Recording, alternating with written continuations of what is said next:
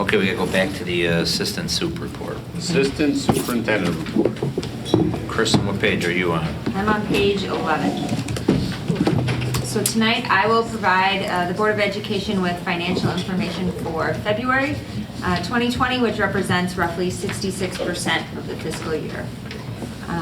As always, I start with the monthly summary report, and the total revenue for the month was $2,798,065, with 89% coming from property taxes and 7% coming from evidence-based funding, which is our state funding.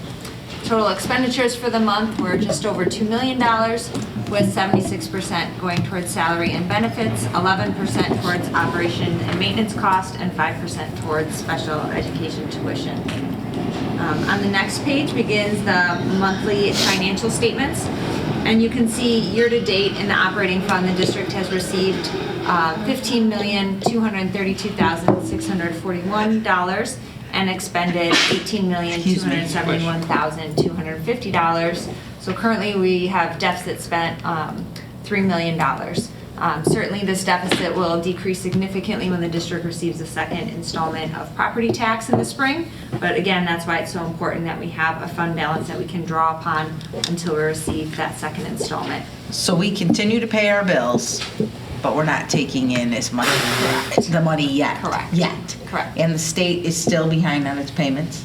The state's been keeping up right now with evidence-based funding. There is concern whether or not that will continue in the future, but certainly right now the state continues to make payments for evidence-based funding.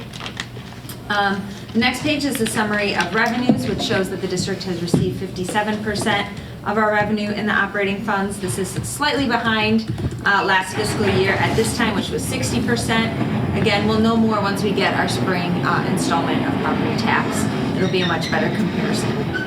The summary of expenditure shows the district has spent 68% of the budgeted expenditures for this year in the operating accounts, and that's very similar to where we were tracking at this time last year, which was 67%.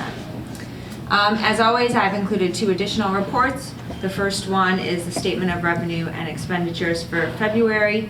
This is just informational for the board. It compares budget to actual for each account in both revenues and expenditures, as well as a student activity account summary for the month of February as well. Again, just as another reminder, the testing activity account will carry a large balance until we pay that College Board fee, which usually happens in June.